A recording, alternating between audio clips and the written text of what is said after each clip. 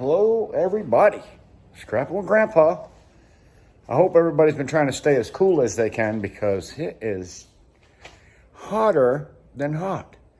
You know, that's a lot like wetter than wet. Well, it is hotter than hot.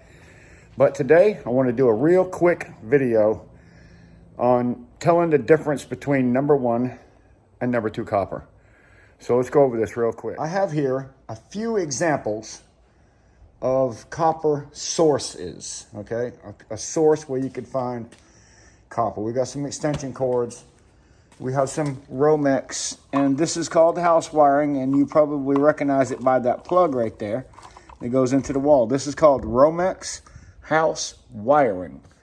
This is the only place, just about the only place I should say, that you're gonna get your Bear Bright wire. The most common place. Bear Bright is considered Bear Bright, okay? I mean, there's a difference between Bear Bright wire and then number 1 copper. There's also a difference between number 1 copper and number 2 copper, okay? This is fine hair type copper. This is always going to be your number 2 because of the size of it, okay? That's number 2. In the United States, the most money you're going to get for copper would be Bear Bright, which is going to be in your Romex house wiring. There are other places to find Bear Bright. Bear Bright, basically for me, means it's, I believe it's 14 gauge. 14 gauge wire. So I think they call it 1014. I'm not sure exactly what they call it. But this is going to be your source for Bear Bright. These number 2 copper, or this number 2 copper, came from the battery cables that came off the golf carts. Now I can strip this, and when I do, I'm going to get brass ends, sometimes copper.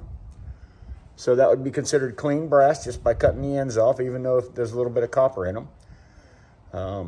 And the wire itself, if you strip it, it's going to be just like that. Even though it's nice and shiny, it's still going to be number 2.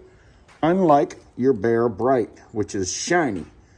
And the reason why this is Bear Bright is because of the size of it. If you notice the difference in size of the wires that's inside, this one here is very thick. So this is your Bear Bright. You're going to get this in your Romex house wiring. You can get this anywhere. You can actually get this in extension cords. I personally do not scrap extension cords. I will cut the ends off, pull out my little brass pieces right there, and that is nickel coated brass, but it's still brass. These are a complete separate category from me. I do not remove the copper. Some people do.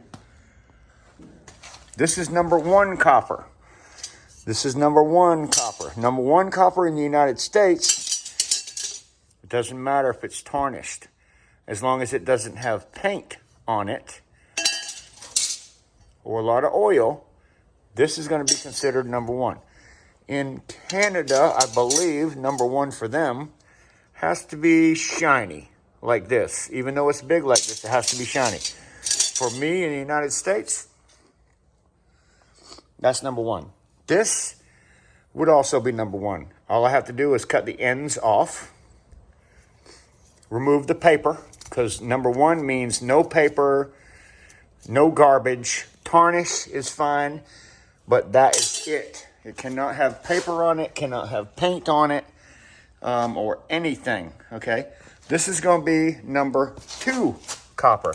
Now, this copper came from these.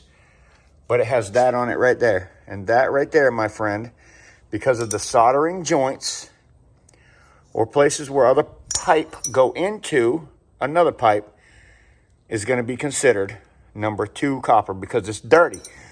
Dirty number 2 copper can have paint on it. And it can have soldering on it. It won't matter because they're going to pay you number 2. So number 1, number 2. That's for the United States. Like I say, Canada likes it to be nice and shiny. This is a great source for number 2 copper. Ceiling fans, amazing source for number 2 copper.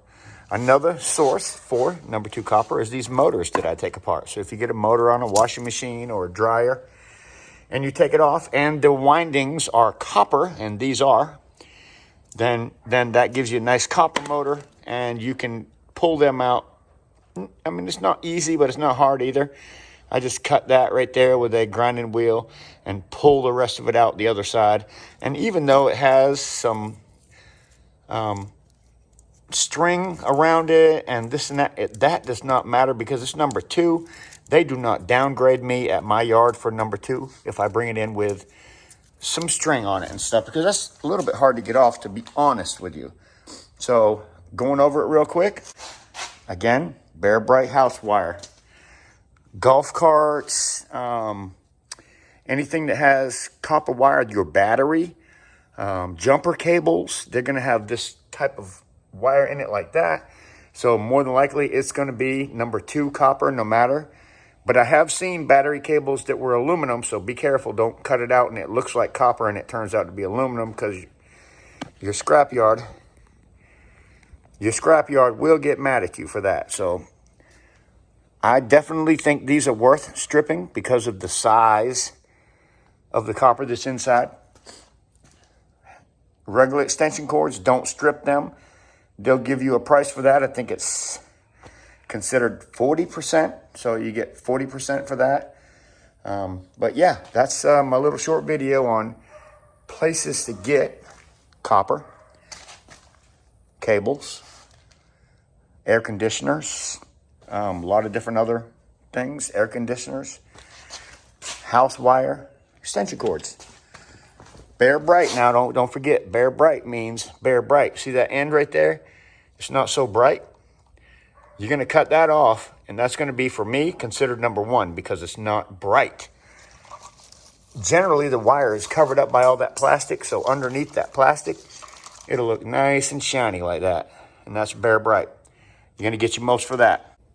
Anyways, it is super hot out here, but I just wanted to clear everybody up that's having a hard time. I have a lot of people say, what is the difference between number 1 and number 2? What's the difference between Bear Bright? Where do you get your number 2? And man, I am sweating. Where do you get your number 2? And where do you get your copper, period? Like I said, check with your yard. Bring them in pieces like I just shown you and say, what is this? What is this? What is this? What is the category for it?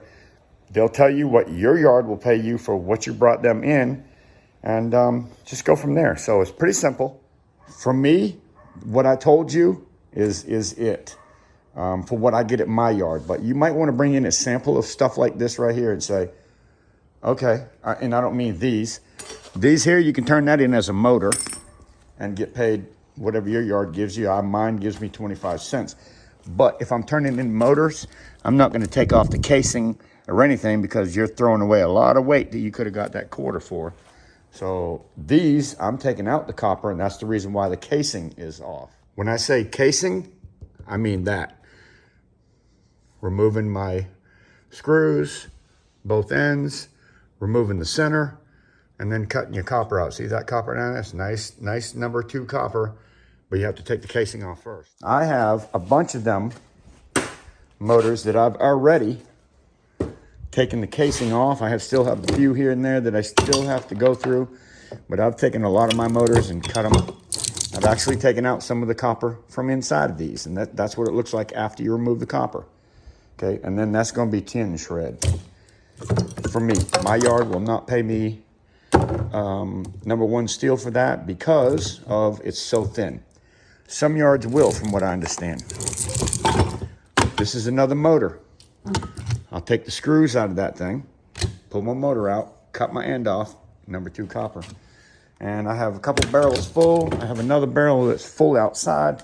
So one day, maybe I'll just do a video on doing them all, lay them all out, do them all, and then see how much number 2 copper I get for them. Some motors are big, some motors are smaller. I've already cut the end off, if you notice. This is what it looks like. First, with 2 ends on it, I cut the end off, and then the copper gets pulled through the other side. So I'll be making a video. I'll probably take about 10 of these motors and strip them down, start to finish, and see what we get on them. So anyways, thank you for stopping by for this quick video. I told you it's going to be quick. Normally my videos are 30 minutes long because I just ramble on and ramble on. But tonight's a short one. Hope you enjoyed it. We'll see you on the next one. Scrapping with Grandpa. What's next? What's next? What's next?